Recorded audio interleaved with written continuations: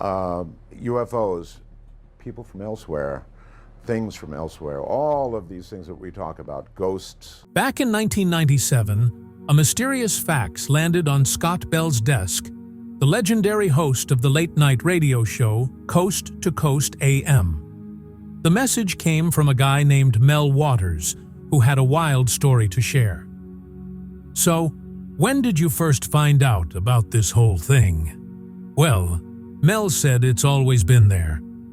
He had been living there for a couple of years, and the hole was just part of the property, even before he moved in. The previous owner was quite old, and had lived there for about 30 or 40 years before Mel took over. According to Mel, he stumbled upon what he thought was a bottomless pit on his land near Manassas, Washington. As he talked about his experiences on the air, listeners from all over began to wonder, could this be some sort of portal to another dimension? Or maybe a secret government experiment right under our noses? Fast forward to today, and it turns out scientists have finally unraveled the mystery of Mel's Hole. As Tucker Carlson put it, the truth is pretty scary. Mel's Hole is one of those great mysteries, a seemingly endless abyss on the property of a guy who called himself Mel Waters. His story blew up in 1997 after he chatted with radio host Art Bell on Coast to Coast AM, which is based in the remote Manistee Ridge area of Washington state. This hole captured a lot of people's imaginations because of its creepy vibe and strange properties. Mel claimed he bought the land a few years back, but the hole had been there long before him. Locals treated it like a bottomless garbage dump, tossing all sorts of junk into it, but it never filled up. Oddly enough, no matter how much they tossed in, there was never a sound. No thud, no splash, nothing. It was like the pit just swallowed everything whole. From a distance, Mel's Hole looked like a regular old pit, just a big opening in the ground. But up close, things got weird. It was about 9 feet wide, and its edges were surprisingly smooth, which was strange given the rough terrain around it. There was a stone wall that went down about 15 feet, and then it just dropped into darkness. Mel talked about this heavy feeling of dread that seemed to come from the hole. Even his dogs, who were usually super loyal, wouldn't go near it. No amount of coaxing could get them to the edge. It was like something invisible was pushing them away. And it wasn't just his dogs. Even wild animals stayed away, as if they sensed something was off. One of the creepiest stories linked to Mel's Hole was about a neighbor and his dead hunting dog. The neighbor tossed his dog's body into the pit, only to see the same dog roaming around in the woods later on. It looked just like the dog, collar and all, but it didn't recognize its owner. No matter how much the neighbor called out, the dog just kept its distance, acting like it had come back from the dead, but with no memory of its previous life. This bizarre tale only added to the legend of the hole, leaving everyone with more questions than answers. People all over the world are left wondering about the truth behind Mel's Hole, and Tucker Carlson is just one of many intrigued by it. Driven by curiosity, Mel decided to do some experiments to see just how deep the hole really was. Drawing on his fishing skills, he came up with a plan to lower a line with a roll of lifesaver candies tied to it, hoping to see if he could detect any water at the bottom. After letting down 1,000 feet of line, he pulled it back up, and the candies were still dry and intact. That just raised more questions. No water, and still no bottom. Not giving up, Mel tried a heavier object, a 1-pound lead weight. He let out all 80,000 feet of his fishing line, which is about 15 miles long, and still hadn't found the bottom. Just to put that in perspective, the deepest cave in the world is around 7,200 feet deep, and Mel had gone way beyond that without hitting anything. This left him and everyone following the story scratching their heads. And if that wasn't enough, there were other strange happenings around the pit that Mel and some locals noticed. So, there's this wild story about a place called Mel's Hole.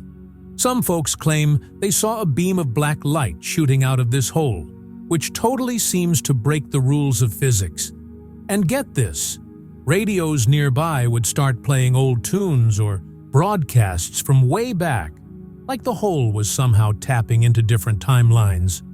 People also said that metals brought close to the hole would magically change into other materials.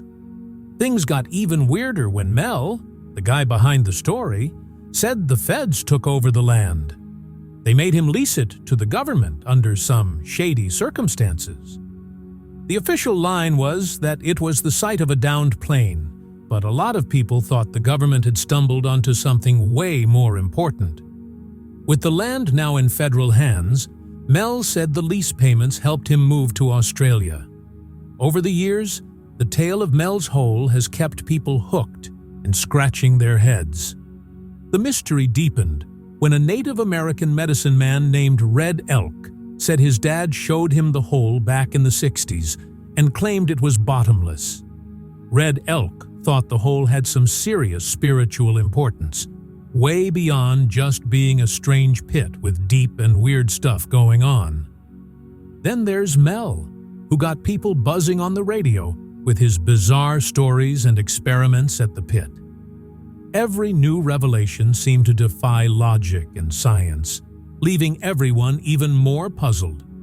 One hot topic was whether the fishing line Mel used to measure the hole ever actually hit the bottom. Some listeners thought it might have reached the bottom but stayed taut because of the weight.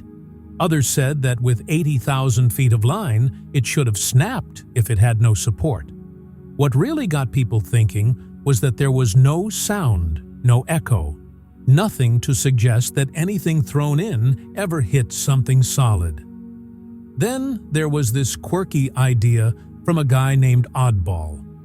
Why not lower someone into the pit for some first-hand info? It might have sounded like a joke, but it showed how frustrated everyone was. No one had a clue what was down there, and each new experiment just raised more questions. One of the strangest experiments involved lowering live animals into the hole. Mel shared how he dropped a live sheep into the pit. At first, you could hear it bleating for a few minutes, but then it just went silent.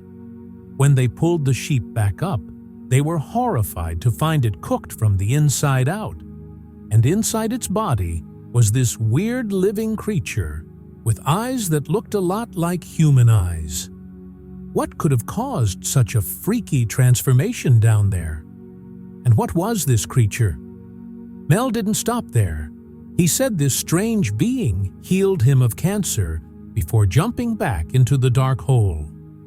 The idea that the hole might have healing powers only added to its mystery, making people wonder if it was just destructive or also a source of regeneration. A pit that totally defies nature. Curious about what else might happen, Mel decided to drop a bucket thousands of feet into the hole and see what would happen when it was pulled back up. When it was retrieved, the ice was both hot and melting, and somehow turned into something flammable.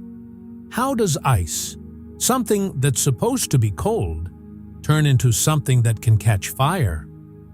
This was just one of many times the pit seemed to play tricks on the laws of nature.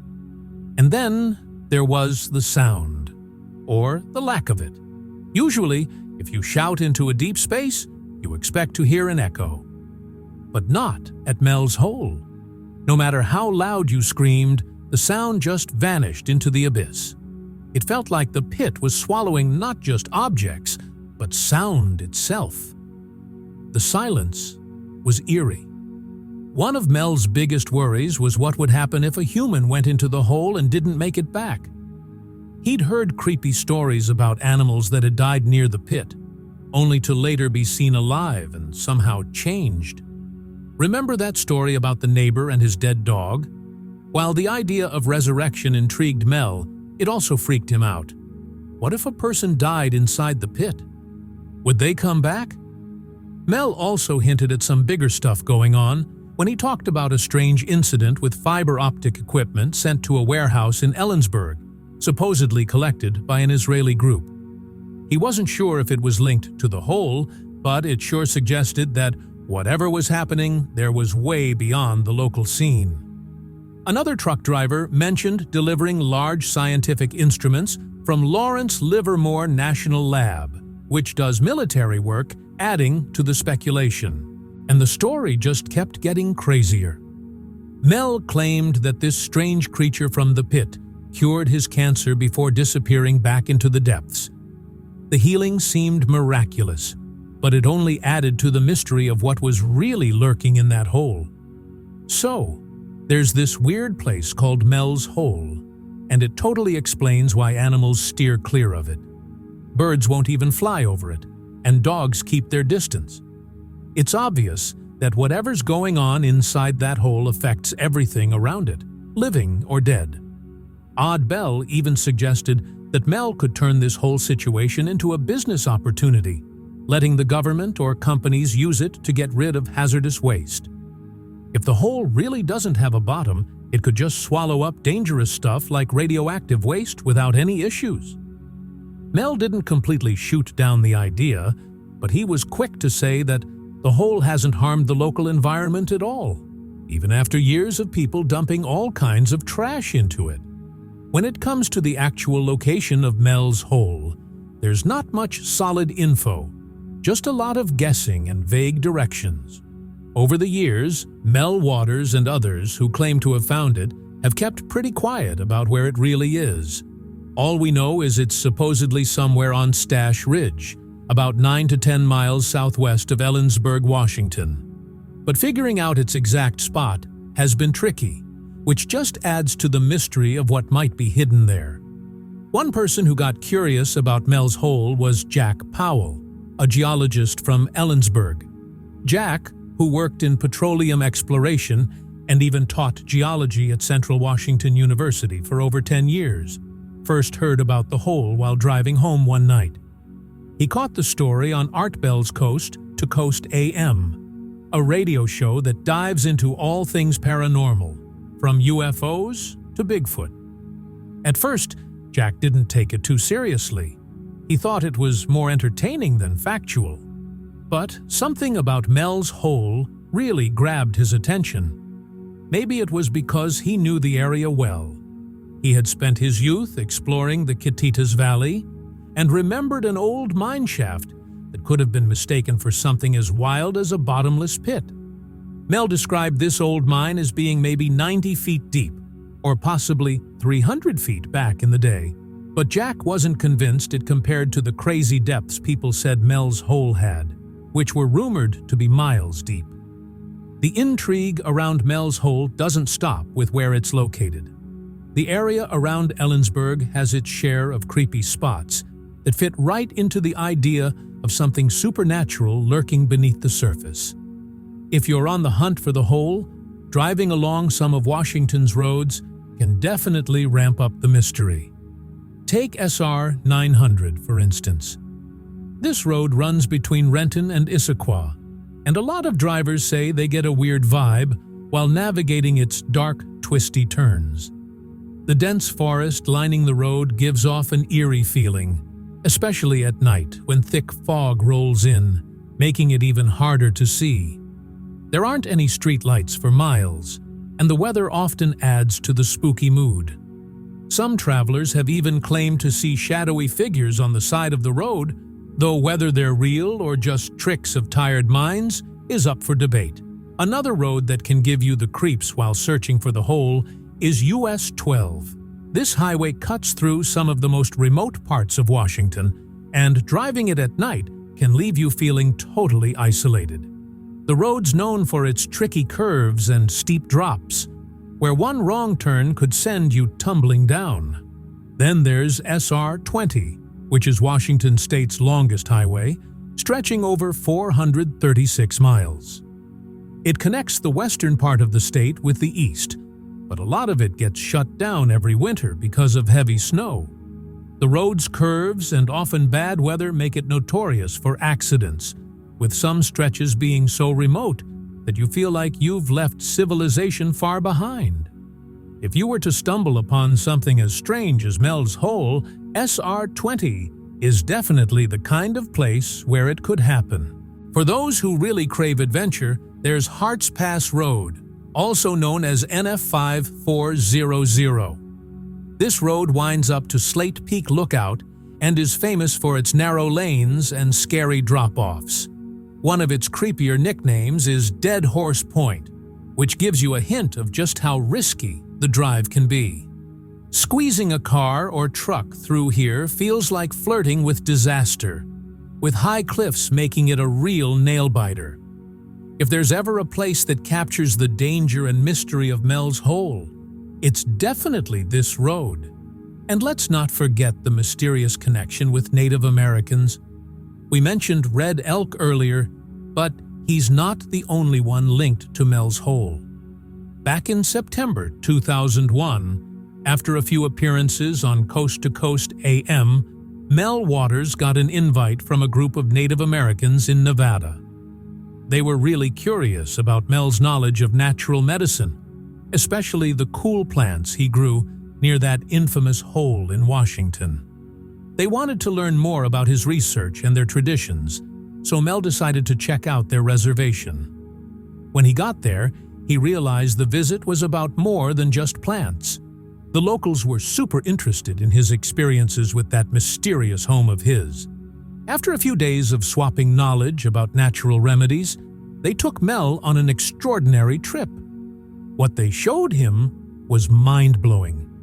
Turns out, there was a second mysterious hole near a village where Basque families lived.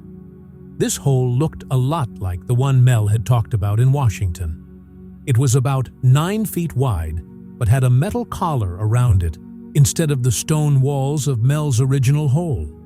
Even weirder, this new hole gave off a strange warmth that Mel had never felt before.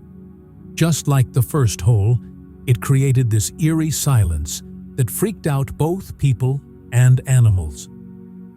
So, Mel and the locals decided to try some of the same experiments he had done back in Washington. They dropped a bucket of ice into the hole, expecting it to melt. But surprise, the ice stayed warm. When they tried to melt it over a fire, the ice actually caught fire and burned, creating a flame that gave off heat. This burning ice became a hot topic. Mel even shared on the radio how one villager used it to heat their cabin all winter long. This connection between the Native Americans and Mel's Hole made him think that these strange phenomena weren't just one-off occurrences. The existence of this second hole led Mel to believe there might be even more of these oddities waiting to be discovered. What could these strange holes mean? Could there be a deeper connection between them that we still don't get? When Mel returned in 2000, no matter how hard he tried to stay away from the mysteries of the hole, something kept pulling him back. Even after he was forced to leave Washington and head to Australia, the enigma of that bottomless pit stayed on his mind, driving him crazy with curiosity. It felt like the hole had a magnetic pull he just couldn't shake.